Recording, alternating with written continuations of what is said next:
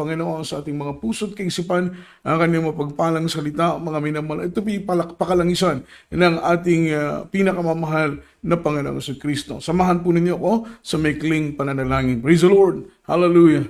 Dakila't mapagpala naming Ama sa langit, Diyos na makapangyarihan sa lahat, sa matamis at mapagpala mong pangalan, Kristo Jesus.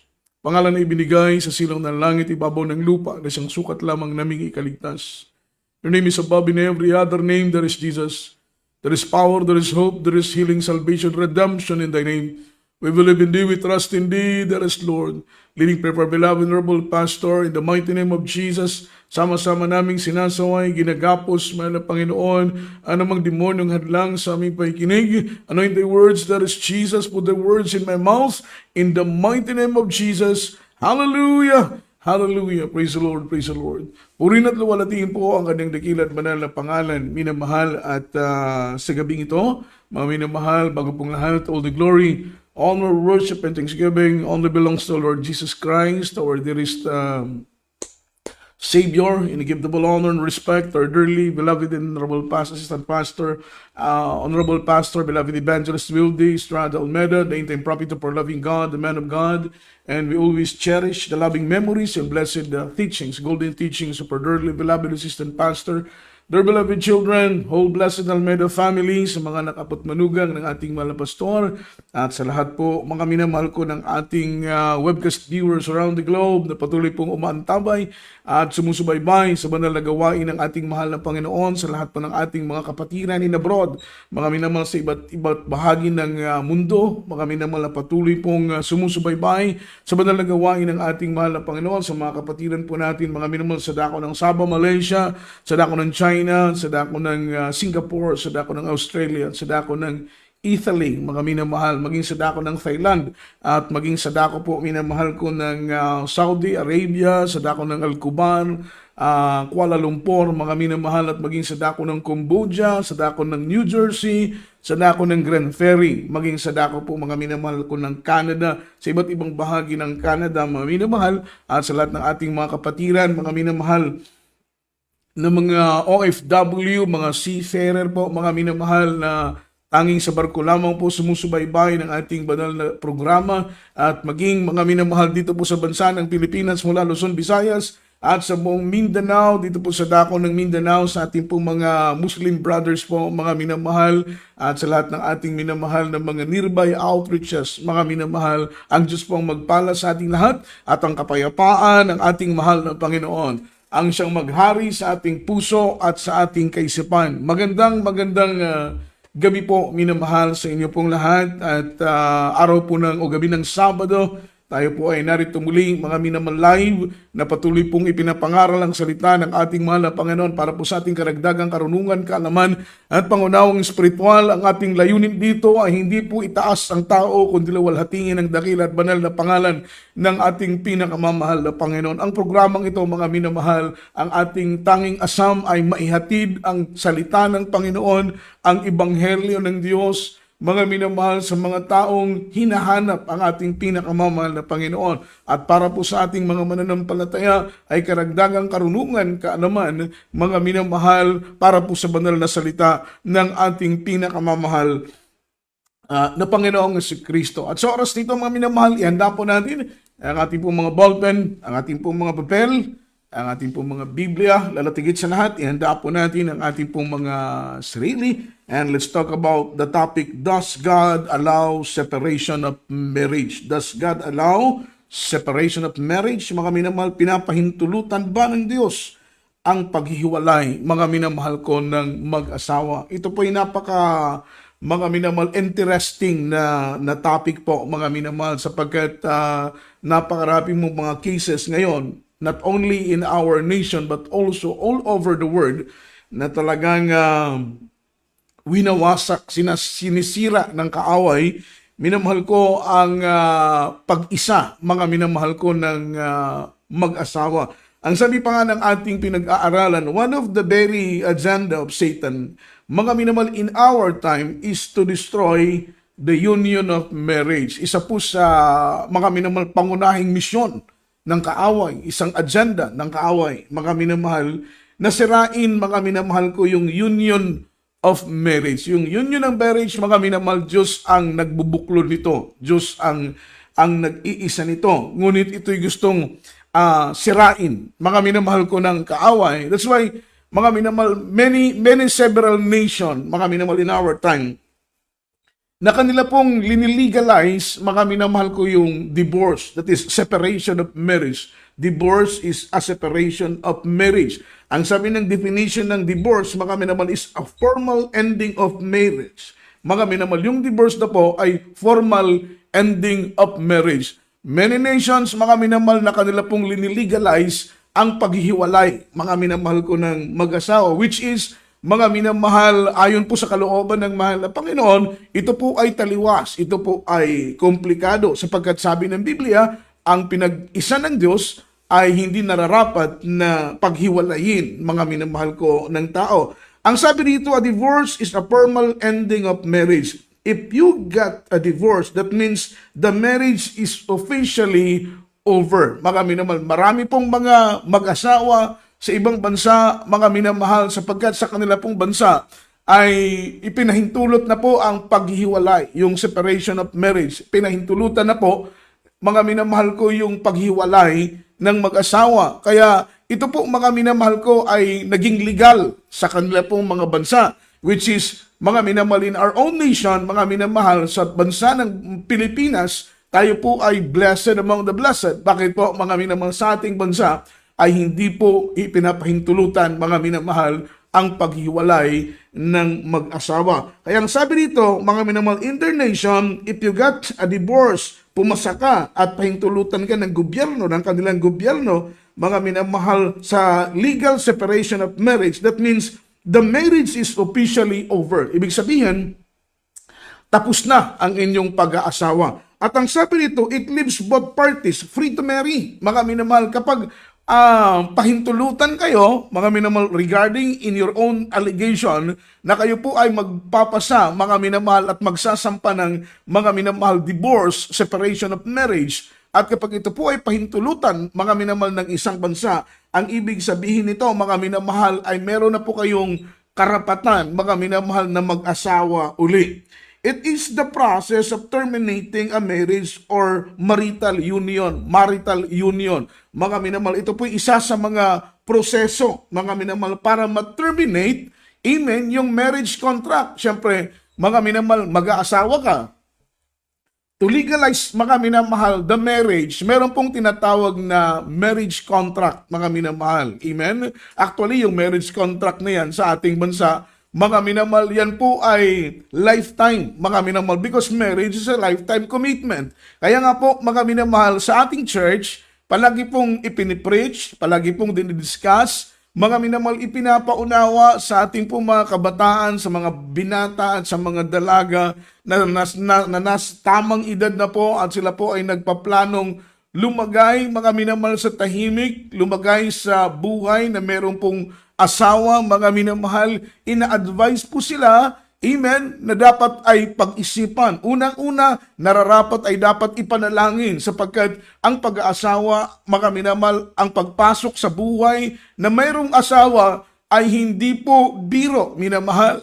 Napakabigat ng tungkulin na ikaw ay maging isang ama ng pamilya. Napakabigat na tungkulin na ikaw ay maging ina, mga minamahal ko, ng isang tahanan. Sapagkat sabi ng Biblia, ang ina ay ilaw ng tahanan, ang ama ay haligi ng pamilya. Ang mga tungkulin na yan, mga minamahal ko, ay hindi po laro. Ang tungkulin na yan ay hindi po biro. Ang tungkulin na yan ay hindi po pagpapalipas ng oras, mga minamahal. Kaya napakaraming aral na dapat maunawaan before, mga minamahal, pumasok ang isang binata at dalaga sa buhay, minamahal ko, ng pag-aasawa. Kagaya nga po ng kasabihan ng mga matatanda, ang buhay ng pag-aasawa ay hindi po yan katulad ng kanin na mainit na isinusubo at pagkatapos na mainitan ay pwede nating iluwa. Hindi po gano'n, mga minamahal.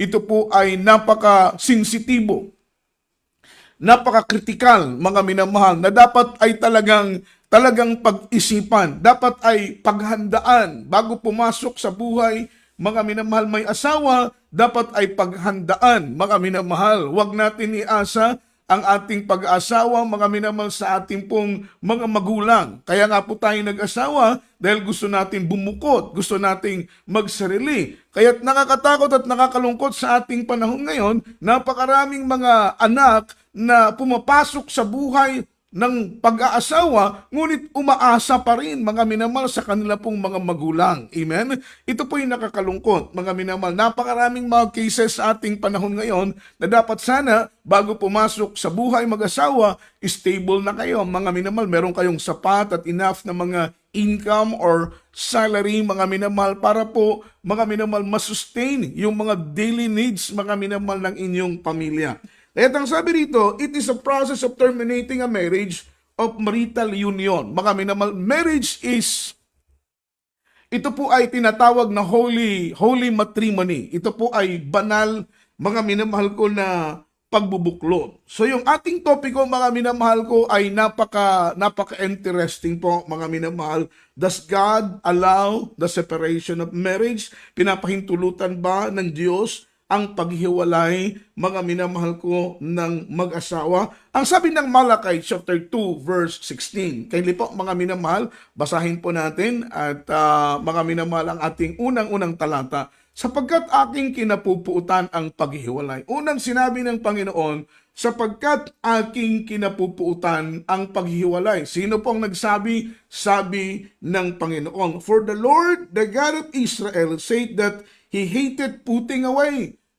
Kinapupuutan ng mahal na Panginoon yung tinatawag na paghiwalay. That is the separation of marriage. That is according to the Bible, mga minamahal. Hindi po ako ang nagsabi, hindi po ako ang, mga minamahal, naghayag ng ganitong kakongkretong salita. Because this word is very concrete. Why? Dahil ito'y salita ng ating pinakamamahal na Panginoon. Hindi lang po presidente ang nagsabi nito.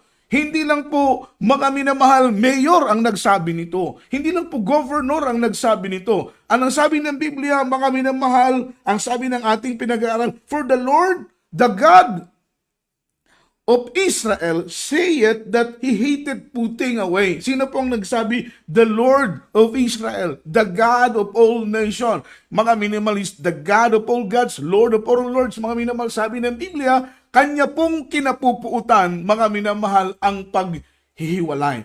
Ang sabi nito, sabi ng Panginoon, ng Diyos ng Israel, at siya na nagtatakip ng kanyang damit na may karahasan, sabi ng Panginoon, ng may hukbo, kaya't ingatan ninyo ang inyong kalooban na huwag kayong magsalita ng merong paglililo. Pero ang unang talata, sapagkat kinapupuutan, aking kinapupuutan ang paghiwalay. Sa English, mga minamahal, for the Lord, the God of Israel, said that He hated putting away. So, markahan po natin ang salitang ito.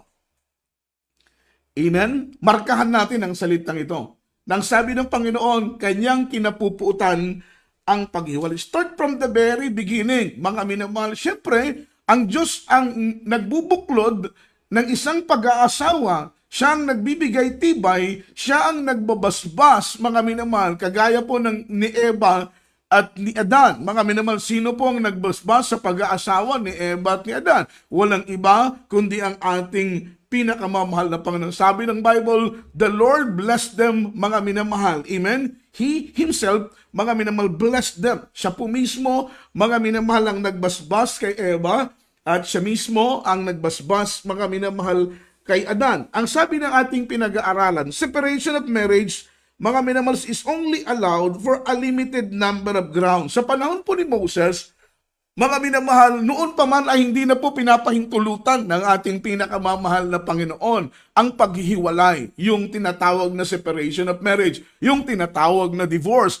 Kaya ito pong divorce na pinapasa ng iba't ibang mga kongreso sa iba't ibang uri ng bansa. Napakaraming mga bansa ngayon na they allowed, mga minamahal, divorce because in their nation, ito po ay legalized na po, mga minamahal. At thankful po tayo na sa ating bansa ay hindi po liniligal, mga minamahal, itong divorce. Kaya nga po, kahit papaano binibless ng Panginoon ang bansa ng Pilipinas because the Lord, mga minamahal, in Himself, He hated putting away. Kanya pong kinamumuhian. Mga minamahal, sabi ng Biblia, Malakay 2 verse 16, kinamumuhian po niya, mga minamahal, ang paghiwalay. Kaya sino mang author ng putting away, sino man ang author ng separation of marriage, sino mang author, mga minamahal ko, na nagpasa ng divorce sa iba't ibang bansa, sino mang senador o sino mang congressman, mga minamahal, ang nagtutulak na ipasa, mga minamahal ko, ang salitang divorce, that is separation of marriage, sabi ng banal na Biblia, mga minamahal, the Lord, mga minamahal, the God of Israel hated putting away. So kung ikaw mismo ang ginagamit, mga minamahal ko, ng dyablo para ipasa ang separation of marriage, ipasa ang divorce, mga minamahal, amen, so makita mo yung galit ng ating pinakamamahal na, because the Lord hated putting away. The Lord hated separation of marriage. The Lord hated divorce, mga minamahal. Ito po'y kinamumuhian ng ating mahal na Panginoon.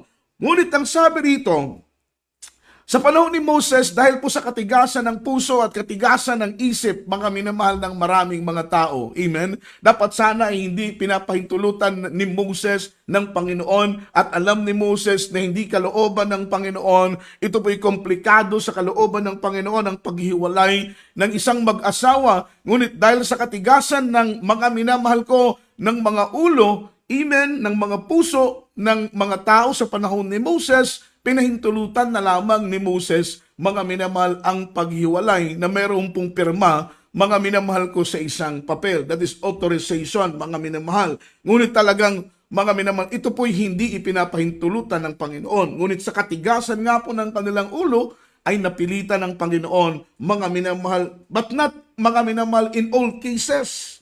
Ang sabi rito, separation of marriage is only allowed for a limited number of grounds. Mga minamahal, limited number of reasons, limited number of grounds that found in Old Testament and affirmed in New Testament, that is sin of fornication and sin of adultery. That is only, mga minamahal, reason, that is only limited ground, mga minamahal, na minimension sa ating pinag-aaralan, mga minamahal, yung reasons of adultery and reasons of fornication. Not unless, mga minamahal, sa dalawang ito ay wala na pong dahilan ang isang lalaki na iwanan ang isang asawa, na iwanan ang kanyang asawang babae, mga minamahal, not unless of the reason of fornication and adultery. Ito lamang pong dalawa ang natatanging dahilan para magkaroon ng dahilan ang isang asawang lalaki na iwanan ng kanyang asawang babae,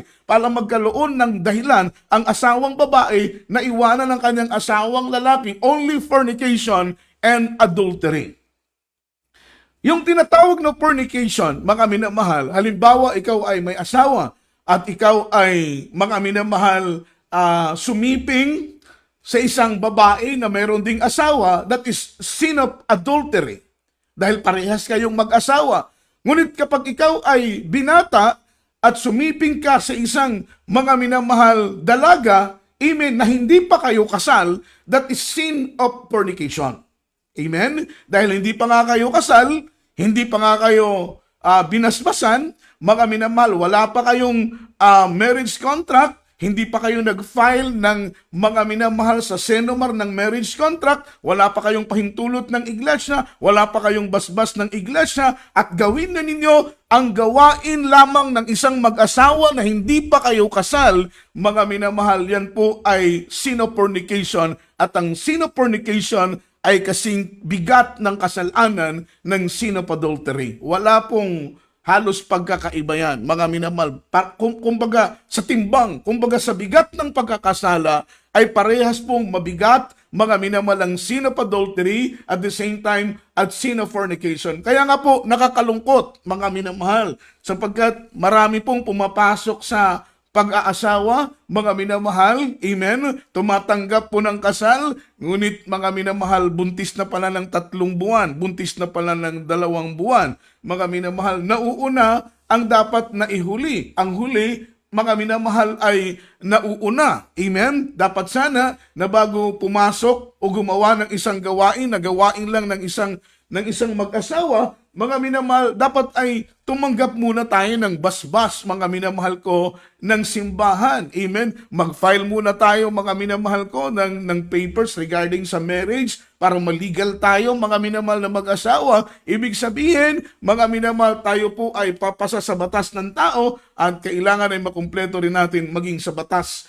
ng ating pinakamamahal na Panginoon. It is only, yung separation of marriage is only allowed for a limited number of grounds that found in Old Testament, mga minamahal, affirmed in the New Testament. That is the sin of adultery and the sin of fornication. Para, mga minamahal, makaiwas tayo, kaya sa pag-aasawa, the only reason na magkakaroon tayo ng kapasidad, magkakaroon tayo ng karapatan, mga minamahal, para iwanan ang ating asawa, mga minamahal, sa pagkakasalang adultery lang at fornication. Basahin natin ang Biblia from the book of Matthew, chapter 19, verse 9.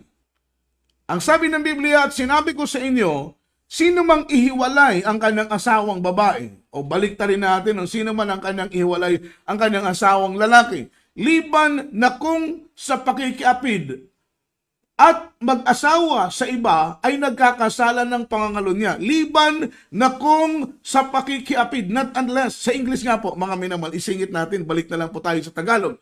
And I say unto you, whosoever shall put away his wife, except it be for fornication, mga minamahal. Amen? Ibig sabihin, itong cases na ito, siguro, mga minamahal, yung babae ay nakisama, mga minamahal, sa isang binata. Kaya fornication ang minention dito. Ngunit, and I say unto you, whosoever shall put away his wife, except it be for fornication, and shall marry another, mga minamahal, mag-asawa ng iba. Amen. So, ibig sabihin, mga minamahal, pinahintulutan na tayo po ay humiwalay sa isang ating asawang babae, mga minamahal, kung siya po ay nagkasala ng pagkakasalang pangangalunya. Amen? Not unless, or except it be for fornication. Kung siya'y nagkasala ng pangangalunya, amen, depende po yan. Kung siya'y nagkasala ng pangangalunya at iyo siyang patatawarin, bibigyan mo siya ng pagkakataon at patuloy po kayong mag-asawa, mga minamahal, much better po yun, mga minamahal, sapagkat sabi pa nga, mga minamahal,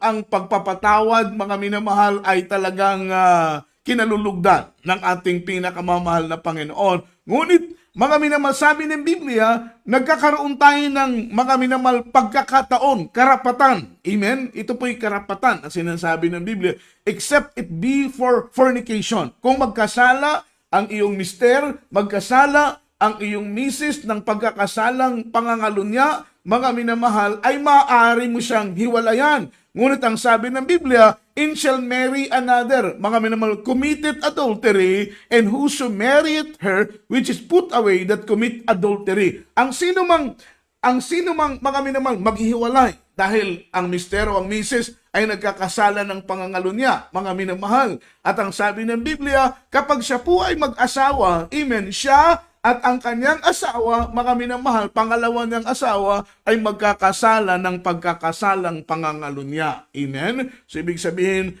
pumapasok sa isang napakabigat, mga minamahal ko, na kasalanan. Amen? Sa Tagalog po, basahin natin, mga minamahal. Matthew 19 verse 9. Ano po, sabi ng Biblia, at sinabi ko sa inyo, sino mang ihiwalay ang kanyang asawang babae, liban sa kung sa pakikiapid, at mag-aasawa ng iba, hihiwalayan, mag-aasawa ng iba ay nagkakasala ng pagkakasalang pangangalunya. At ang mag-asawa sa babaeng iyon na hiniwalayan ay magkakasala ng pagkakasalang pangangalunya. So, ibig sabihin, hindi po tayo malayang mag-asawa, mga minamahal, uli kung tayo po ay hihiwalay sa ating legal, mga minamahal na asawa. Because marriage will be legalized, mga minamahal, sa magitan po ng pagbasbas, mga minamahal ko, ng gobyerno at pagbasbas ng simbahan. Nagiging legal na mag-asawa ang isang babae at isang lalaki kapag sila po, mga minamahal, ay meron na pong marriage contract. At the same time, sila po ay nabasbasan, mga minamahal ko, ng simbahan. Sila po ay nagiging legal, mga minamahal, na mag-asawa. At kung sila po ay maghiwalay dahil sa pagkakasalang pangangalunya, sa pagkakasalang pakikiapid, sabi ng banal na Biblia, hindi po sila pinapahintulutan na mag-asawa uli, sapagkat kung sila'y mag-asawa uli, sila po ay magkakasala sa isang pagkakasalang pangangalunya. Basahin natin ang Biblia from the book of Luke chapter 16 verse 18. Ano po ang sinabi ng Biblia? Whosoever putteth away his wife and married another committed adultery. Another, mga minamal, verse. Ang bawat lalaki na inihiwalay ang kanyang asawa at mag-aasawa ng iba ay nagkakasala ng pangangalunya. So, ibig sabihin, hindi po talaga ipinapahintulutan. Wala na pong ibang kadugtong, mga minamahal. Kumbaga, mga minamahal, tinuldukan ng Biblia, tinuldukan ng ating mahal na Panginoon, na kapag ang lalaki ay hihiwalay sa kanyang asawa o ang babae ay hihiwalay sa kanyang mga minamahal asawa at mag-asawa uli siya ng iba, ay nagkakasala ng pangangalunya. At ang mag-aasawa sa babaeng ihiwalay ng kanyang asawa ay magkakasala ng pangangalunya. Bakit po sila nagkakasala ng pangangalunya? Amen? Because, mga minamahal, they are bound or they are bound by the law. Sila po ay tinali ng batas. Amen? Sapagkat, mga minamahal, ang kanilang pag-aasawa ay nasa ilalim ng kautusan, nasa ilalim ng batas. Sila po ay binuklod, tinali, mga minamahal ko, ng batas. At walang sino mang makapaghihiwalay sa kanya, kagaya ng sinabi ng Biblia, ng sino mang pinag-isa ng Panginoon ay hindi po paghiwalayin ng tao. From the book of Romans chapter 2 verse 3. Ano pong sabi ng Biblia? Sapagkat ang babae na may asawa, sapagkat ang babae na may asawa ay itinali ng kautusan. Amen? Sa asawa, samantalang ito ay nabubuhay. As long na nabubuhay pa ang iyong asawang lalaki, halimbawa maghiwalay kayo, as long na nabubuhay pa ang iyong asawang lalaki, hindi ka magkakaroon kailanman ng kalayaan na mag-asawa uli habang buhay pa, mga minamahal, ang iyong unang asawa. Bakit? Kayo ay tinali ng kautusan. At hindi po kayo magiging malaya hanggat nabubuhay pa ang isa't isa. Maliban, mga minamahal, datapwat kung ang asawa ay mamatay, ay kalagna sa kautusan, mga minamahal, ang asawa. Doon pa lang po tayo, nagkakaroon ng kalayaan na mag-asawa uli, mga minamahal, kung ang ating asawa ay patay na. In verse 3, kaya nga kung samantalang nabubuhay ang asawa, at siya'y makikisama sa ibang lalaki, siya'y tatawaging mga ngalunya. At alam po ninyo ang pagkakasalang adultery at pagkakasalang fornication. Sin of adultery and sin of fornication, walang puwang-puwian sa langit, mga minamahal. Yan po'y itatapon sa init at kadagat-dagatang apoy ng impyerno. Yung pagkakasalang pakikiapid, Biblia po ang nagsasabi, Biblia po ang nagsasalita. Hindi po natin pwedeng bawasan ng Biblia, hindi po natin pwedeng dagdagan ng Biblia. Kung ano ang sinabi, yun po ang sinabi, mga minamahal, sapagkat Diyos ang nagbigay tibay, mga minamahal, sa kaniyang mga banal na salita. Maaring pinahintulutan tayong hiwalayan, sapagkat hindi na natin kayang makisama, mga minamahal, sapagkat mga minamahal, siya po ay nagkasala na, hindi na po natin siya kayang patawarin o kaya man natin siyang patawarin pero hindi na po natin siya kayang pakisamahan sapagkat siya po ay nagkasala ng pagkakasalang pakikiapid, sapagkat siya po ay nagkasala ng pagkakasalang pangangalunya at hindi na po natin siya kayang pakisamahan, mga minamahal. Kaya, mga minamahal, ang desisyon ay hahantong sa paghihiwalay. Ngunit sabi ng Biblia, kung iyong didesisyonan na iyong hihiwalayan ang iyong asawa at lalaki, iyong didesisyonan na iyong hihiwalayan ang iyong asawang babae, sabi ng Biblia, at mag-aasawa ka ng iba, mga minamahal, ikaw ay nagkakasala sa pagkakasalang pangangalunya. Kaya nga kung samantalang nabubuhay ang asawa, siya'y makikisama sa ibang lalaki, siya'y tatawaging mga ngalunya. Datapwat kung mamatay ang asawa, ay laya na siya sa kautusan. Ano pa, siya'y hindi na mga ngalunya. bagaman siya ay makisama na, ibig sabihin, makipag-asawa na sa ibang lalaki at sa ibang babae. Hindi na po siya tatawaging mga ngalunya, sapagkat, mga minamahal, amen, ang kanyang asawang lalaki na nakatali sa kanya, mga minamahal, ay patay na, nagkakaroon po siya ng kalayaan, mga minamahal, karapatan na mag-asawang muli. So, ibig sabihin, ang batas ng pag-aasawa, mga minamahal, ang siyang nagbubuklod sa kanila, ang siyang nagtali sa kanila. Amen? Kaya't kapag ikaw ay hihiwalay sa iyong mister, dahil ang mister mo ay nagkasala ng pagkakasalang pangangalo niya at ayaw mo nang makisama sa kanya dahil ang tingin mo sa kanya ay isang marumi na po, mga minamahal, kung ikaw ay mister, ang iyong misis ay nagkasala ng pagkakasalang pakikiapid at pagkakasalang pangangalo niya at ayaw mo nang makisama sa kanya. Karapatan mo yon ayon sa banal na Biblia. Because, mga minamahal, yung word na separation of marriage is only allowed for a limited number of grounds that found in Old Testament, that is sin of adultery and sin of fornication. Amen? Yan lamang po ang natatanging dahilan na pwede mong iwanan ang iyong asawa. Pwede mong iwanan, mga minamahal, ang iyong asawang babae at asawang lalaki. At ang sabi ng Biblia, kung sakaling ikaw ay hihiwalayan mo ang iyong asawang babae, hiwalayan mo ang iyong asawang lalaki, mga minamahal, wala po tayong karapatang mag-asawang muli habang nabubuhay ang ating asawang lalaki at asawang babae, sapagkat tayo po ay itinali, mga minamahal, sa ilalim ng batas at ilalim ng kautusan. Amen?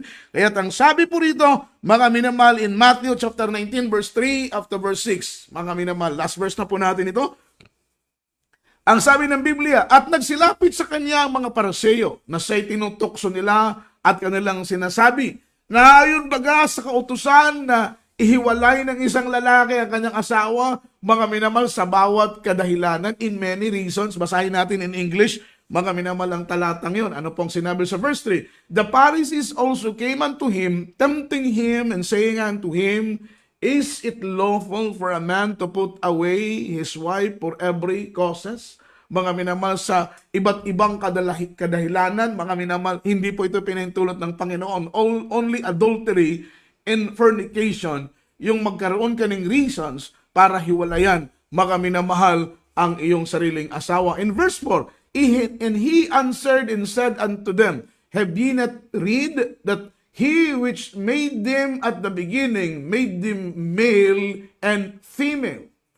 Following verse, and he said, for this cause shall a man leave father and mother, and shall cleave to his wife, and they twain shall be no one flesh. Wherefore they are no more twain, but one flesh. But what therefore God hath joined together, let no man put asunder. Sa Tagalog po, mga minamahal, basahin natin ang Biblia. At nagsilapit sa kanya ang mga Pariseo, na siya'y tinutokso nila at kanilang sinasabi, na ayon baga sa kautusan na ihiwalay ng isang lalaki ang kanyang asawa sa bawat kadahilanan? At siya'y sumagot sa kanya, hindi baga ninyo nababasa na ang lumalang sa kanila buhat sa pasimula ay sila'y nilalang niya na lalaki at babae. At sinabi, dahil dito'y iiwan ng lalaki ng kanyang ama at ang kanyang ina, at makikisama ang kanyang asawa, at ang dalawa ay magiging isang laman. In verse 6, kaya nga hindi na sila dalawa, kundi isang laman na po sila, mga minamahal. Kaya nga po ang pag-aasawa ay talagang dinadaan sa pananalangin. Idinadaan, mga minamahal, sa pag-iyak. Idinadaan sa pagluhod. Hindi porket gwapo, mga minamahal, ito na. Hindi porket maganda, mga minamahal, ito na. Kailangan po natin, mga minamahal, ng mariin na mga pananalangin, mga minamahal, yung guidance ng ating mahal na Panginoon, yung leading ng ating mahal na Panginoon, sapagkat napakadaling mag-asawa, mga minamahal, ngunit mahirap hanapin ang mabuting asawa. At ang mabuting asawa, kapag ito po iyong matagpuan, mga minamahal, higit ka pa pong nakatagpo, mga minamahal, ng ginto at ng diamante. Kaya ang sabi dito, kaya nga hindi na sila dalawa, kundi sila'y isang laman. Ang pinag-isangan ng Diyos ay huwag paghiwalayin, mga minamahal ko ng tao. So yung ating sinimulan in Malachi chapter 2 verse 16, sabi ng Biblia, the God of Israel hated, mga minamahal, put away. Amen? Kanya pong kinamumuhian ang paghiwalay. Ito pong last verse na ating binasa, mga minamahal, ang sabi ng banal na Biblia, for the woman which has husband, mga minamahal, is bound by the law. Amen? Whosoever put it away his wife and married another committed adultery. Yun po ang sinabi ng Biblia. But what therefore God hath joined together, let no man put asunder. Wala pong pwedeng mga minamahal, hiwalay sa kanila. Bakit po? Sila'y pinagbuklod ng ating mahal na Panginoon. In the first place, God hated put away. God hated separation of marriage. God hated divorce, mga minamahal. According po to Malachi chapter 2 verse 16 and Romans chapter 7, mga minamahal, Matthew chapter 19, in verse 6, ang sabi ng Biblia, what therefore God hath joined together, let no man, mga minamahal, put asunder. Hindi po pwede at maaring paghiwalayin, mga minamahal ng tao. Ang gusto ng mahal na Panginoon, ang mag-asawa ay manatiling mag-asawa, mga minamahal. Amen? Dapat po, mga minamahal, kung magkasala man ang iyong mister ng pagkakasalang pangangalunya, at kaya mo pa siyang patawarin, bigyan ng pangalawang pagkakataon, bigyan mo siya ng pangalawang pagkakataon. Kung ang misis mo, mga minamahal, ay nagkakasala ng pagkakasalang pakikiapid at pangangalunya, mga minamahal, ang nais ng Panginoon, ang pinagbuklod ng Diyos ay huwag paghiwalayin ng tao. Amen? Kaya nga po, nararapat na ang mag-asawa ay mag-ingat na hindi po madungisan, mga minamahal, ang kanilang pag-aasawa.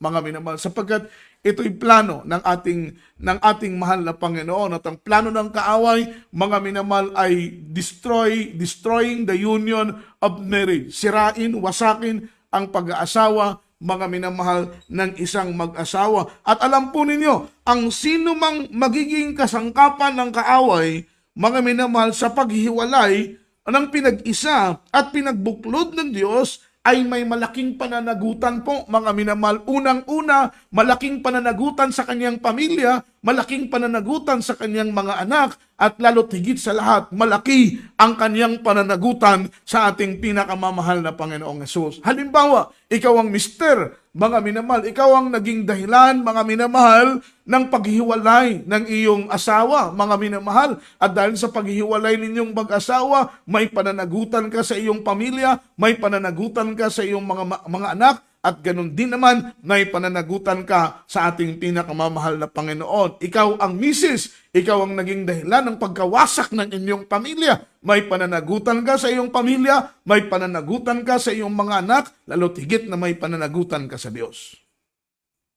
Halimbawa, mga minamahal, ikaw ay biyenan, amen? Ikaw ay kapatid na babae, at ikaw ang maging dahilan, mga minamahal, na ang iyong, mga minamahal, ang isang mag-asawa ay maghiwalay, amen? May pananagutan ka sa pamilya na yan, may pananagutan ka sa mga anak, at may pananagutan ka, mga minamahal, unang-una sa ating pinakamamahal na Panginoon. Sapagkat ang sabi ng Biblia, what therefore God hath joined together, let not man put asunder. Wala pong sinong makapaghiwalay. Kaya kung ikaw ang kasangkapanin ng kaaway at ang isang pamilya ay mawasak dahil sa iyo, ikaw ang maging dahilan, mga minamahal, halimbawa magkaroon ng third party, amen, ikaw na third party na naging dahilan ng paghiwalay ng mag-asawa, may pananagutan ka sa pamilya, sa mga anak, at lalo tigit sa lahat, may pananagutan ka sa ating pinakamamahal na Panginoong Jesucristo.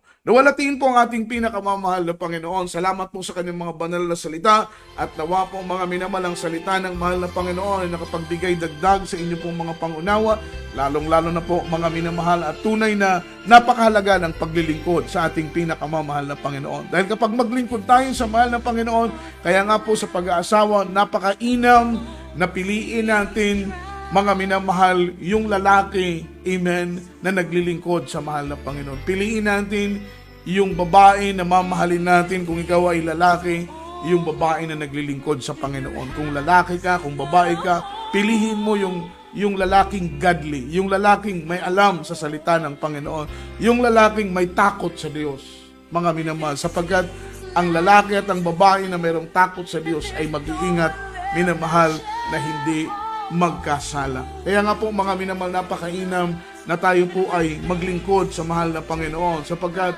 mga minamahal, ang pamilya na ang sentro ng kanilang paglilingkod ay ang ating pinakamamahal na Panginoon. Ang pamilyang ito ay pinagtitibay ng ating pinakamamahal na Panginoon. Tayo po isama-samang manalangin para po sa ating minamahal po, mga minamahal na tagapakinig, lalong-lalo na po sa ating pong mga kababayan na hindi pa po natin kaanib sa banal na gawain ng ating mahal na Panginoong Hesus. Sunod po kayo sa ating pananalangin at tanggapin po ninyo ang ating pinakamamahal na Panginoon. Sabihin po ninyo, mahal na Panginoong Hesus, ako po ay narito sa iyong harapan, nagsisisi sa aking mga nagawang kasalanan mula sa aking pagkabata hanggang sa mga oras nito.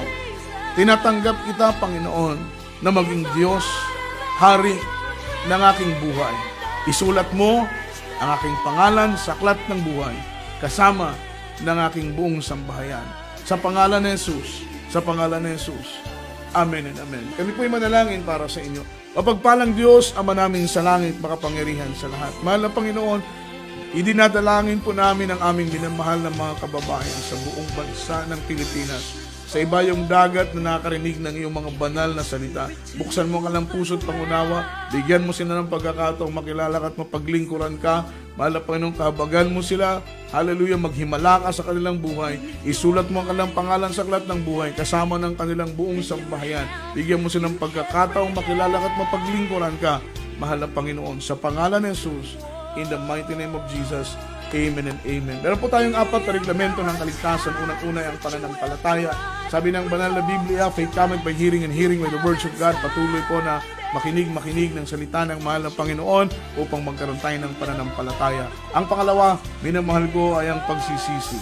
Mula sa puso ng pagsisisi, yun ang pagsisisi na kinalulugdan ng ating mahal na Panginoon. Pangatlo, ay bautismo sa tubig sa pangalan ni Jesus. Ang pang-apat ay bautismo sa magitan ng banal na Espiritu Santo ng ating mahal na Panginoon. Tayo po'y manalangin para sa ating minamahal na mga kapatiran, mga minamahal, ayon po sa ating pong mga pangangailangang material, financial, spiritual, anumang desire ng ating mga puso, ay ating pong idulog sa ating pinakamamahal na Panginoon. Tayo po'y manalangin. Mapagpalang Diyos, Ama namin sa langit, makapangyarihan sa lahat. Sa mga oras nito, mahal na Panginoon, kami po'y dumudulog at nagsusumamo sa iyo na kami yung kabagan at kaawaan, mahal na Panginoon. Hallelujah. Patid mo ang aming mga pangailangan, O Diyos. Ano mang desire, mithiin, ano mang hangarin, inaasam ng aming mga puso, mahal na Panginoon, ay iyong bigyan ng katugunan ayon sa iyong banal na kalooban. Sa aming mga dalangin at mga daing, sa aming mga dasal, ipagkaloob mo po ano mga prayer request, spoken request. Mahal na Panginoon, pahintulutan mo pitong aming matanggap. Mahal na Panginoon, ito'y kung naaayon sa iyong kalooban. Pagpalain mo kami sa maraming mga bagay, lalo tigit sa lahat sa spiritual na mga pagpapala sa pangalan ng Jesus.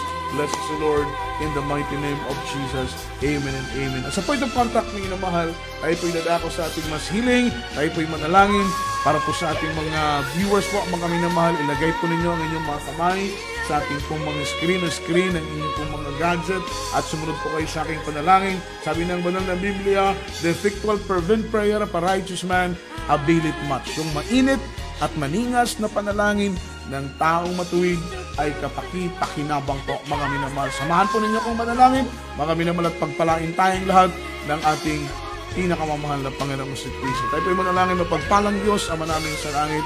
Leading prayer for our beloved Honorable Pastor, Lord, have mercy upon us, there is Jesus. Iunat mo po ang iyong mapagpalang kamay, ipatong mo po ito sa aming mga ulo, sa pangunang panalangin ng mahal na Pastor. Anumang karamdaman ng Diyos ay gumaling, anumang problema, mahal na Panginoon ay malutas. Sa pangalan ng Jesus, cast out right now, and by the power of darkness, in the mighty name of Jesus, demons of doubts, demons of pride, carnality, stubborn spirit, poverty is begun, sickness be healed, infirmities cast out in the mighty name of Jesus. Demons of leukemia, cancer, TB, diabetes, demons of asthma, demons of high blood, cast out in the mighty name of Jesus. Karamdaman, panghina, panlupaypay, anumang panlalamig, pag-aalinlangan, demonyo ng kahirapan, kawalan, sa pangalan ni Jesus, in the mighty name of Jesus. Amen and amen. Hallelujah. Praise the Lord. Purihin po ang ating mahal na Panginoon at luwalhatiin po ang kanyang dakila at banal na pangalan. Mga minamahal, salamat po sa ating mahal na Panginoon, sa kanyang gabay at patnubay. Muli ay naipangaral natin ang salita ng ating mahal na Panginoon. Ito po'y karagdagang pangunawa at kaalaman, mga minamahal, sa mga bagay na mga minamahal ayaw ng Diyos at mga bagay na naayon sa kalooban